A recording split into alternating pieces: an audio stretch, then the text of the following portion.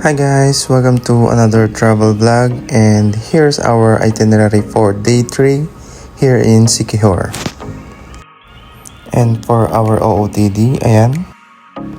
Time check, 6 AM and papunta nga pala kami sa Paliton Beach. Ang Paliton Beach nga pala is around 5 to 10 minutes drive lang siya from our accommodation, which is the Swakihan Guest House.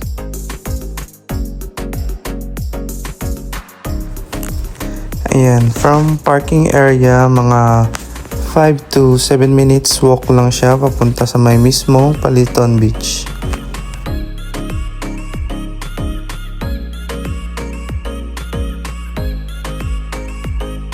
Ayan, naisipan nga pala namin na imbes na sunset kami pumunta is ginawa na lang naming umaga para wala gaanong tao and mas ma-enjoy namin yung area.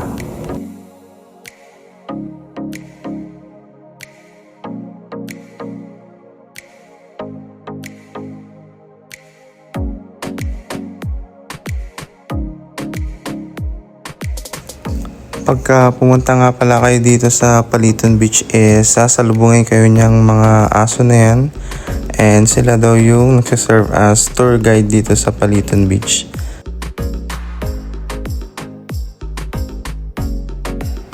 Meron din nga pala sila dito sa broomstick, and meron din yung sa may bandang swing area.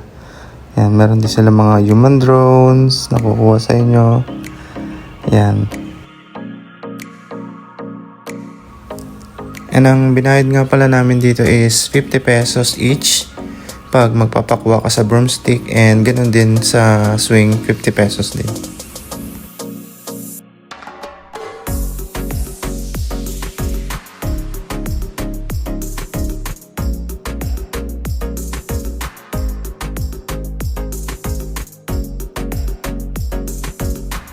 Time check, 7:30 AM. Ayan, kitang-kita nyo naman yung epekto ng gutom sa kanya. Kaya naisipan muna namin bumalik sa accommodation para mag-breakfast. Time check, 9 AM. Pagkatapos nga pala namin mag-breakfast is nag-book kami ng sasakyan papunta ng Cambugahay Falls. Good thing is bukas na daw yung Cambugahay Falls. Pero yung tubig is hindi ganun kalinaw gawa na umulan ng malakas noong isang gabi. Bale, ito din kasi yung pinaka-highlight ng punta namin dito sa Siquijor, ang makapagpunta kami sa Cambugahay Falls para ma-experience yung mga Tarzan swing, yung ferry walk, and makapagligo kami sa Cambugahay Falls. 50 pesos nga pala yung ticket dito sa Cambugahay Falls. Time check, 10:15 AM. Pababa na nga pala kaming lahat papunta sa falls. And ang total ng steps nga pala is 138 steps. Medyo alalay nga lang pala yung pagbaba namin dyan kasi medyo madulas yung hagdan. And worth it naman kasi maganda talaga yung falls dito sa Cambugahay. Meron nga pala din ditong balsa na hihilahin kayo papunta dun sa falls. And yan yung Tarzan swing na talagang pinipilahan dito sa Cambugahay.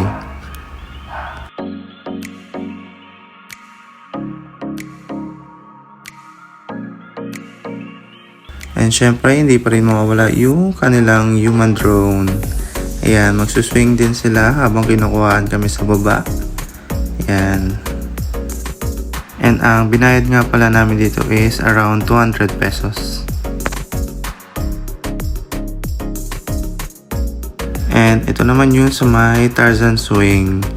Yan, bale, i-instruct naman nila kada tatalon kung ano ang proper position, kung paano ang tamang paghawak, and para hindi tayo makapagbitaw agad sa may swing. Ayan, this is a must experience dito sa Cambugahay Falls, yung matry nyo yung Tarzan swing. Sa itsura pa lang is, akala mo mahirap, akala mo nakakatakot, pero once na nandun ka sa taas is exciting naman siya, hindi siya nakakatakot talaga. Bali sa pag-swing naman is sisigaw naman sila kung kailangan mo nang tumalon or bumitaw sa may handle ng swing. And from Tarzan swing sa pinakababa, ayan, mga konting lakad lang, mga 5 minutes walk, papunta naman kami sa may ferry walk. Yan, medyo masikip nga lang yung mga dinadaanan kasi may mga nakakasalubong, pero worth it naman lahat pagdating namin doon sa may ferry walk.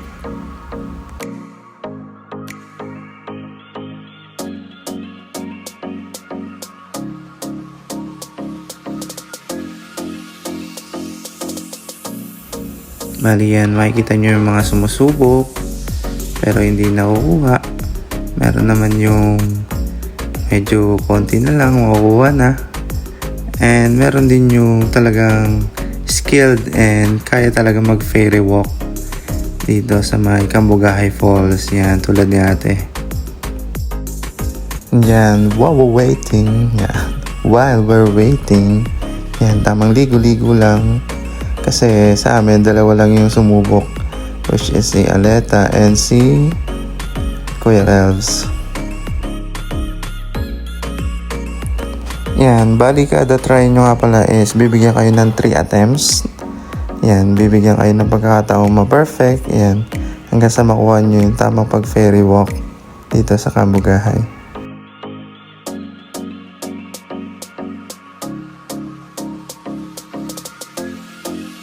Bale, ito nga pala yung 3 attempts ni Kuya Kelvs.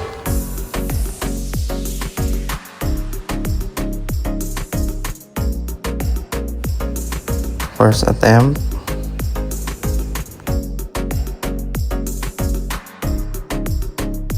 And second attempt, sinubukan na niya yung one hand. And sa last attempt niya, tinry niya dito yung slide. Time check, 11:30 AM. On the way na kami sa Bolo Bolo Spring.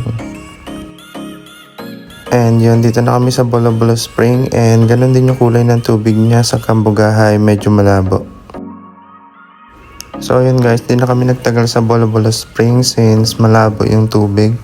Kaya naisipan na lang namin na bumalik kami sa Pitogo Cliff para makapag-talon-talon kami dun and makapag-swimming na rin. Yan, time check, 12 PM. Andito na naman kami ulit sa Pitogo Cliff. And this time, ang gagawin na lang namin dito is mag-swimming and magtalon-talon na lang dito. And dito na nga pala yung last destination namin dito sa Siquijor. And babalik na kami sa Dumaguete. So, ayun, tamang talon-talon na lang kami dito sa Pitogo Cliff and swimming na rin. And yun, para ma-experience din namin ang tumalon dito sa Pitogo Cliff.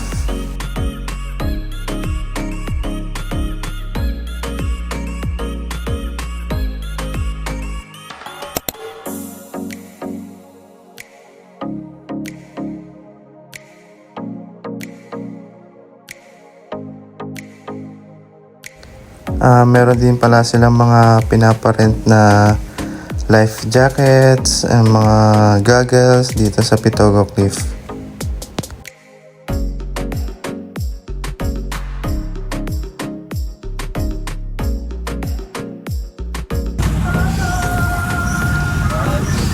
Thank you, Siquijor! And yun, paalis na nga pala kami ng Siquijor. Thank you so much, Siquijor, sa experience na binigay mo sa amin. And yun, ang napili nga pala naming oras ng biyahe is 4:25 PM going to Dumaguete. Time check, 5:45 PM. Kakadating nga pala namin dito sa Dumaguete. Bale, ito nga pala yung sasakyan namin papunta sa hotel. Ayun, nagbabalan pala kami ng gamit dito sa hotel. And diretso na kagad kami sa parang pinakabayan nila para doon na kami mag-dinner.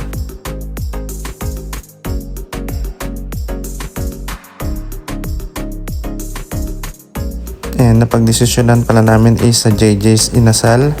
Yan, meron sila iba't ibang klase ng ihaw-ihaw, may isaw, may chicken, iba't ibang klaseng inihaw. Meron dito sa JJ's Inasal. Yan, nag-order din pala kami ng grilled pusit, yung mga crabs, and meron din pala silang bulalo dito.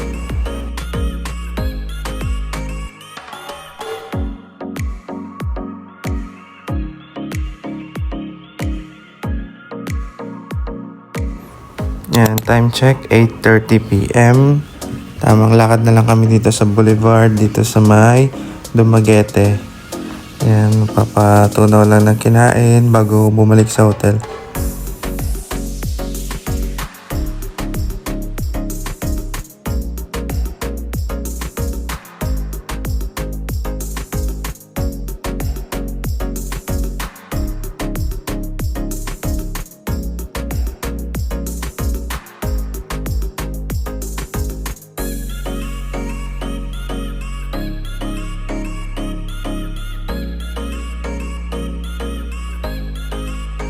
Yung last stop namin is dito sa Honeycomb Bar para mag-chill lang konti bago bumalik sa hotel.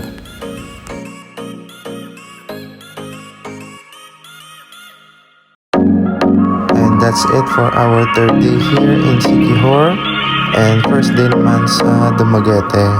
Thank you for watching and God bless you all.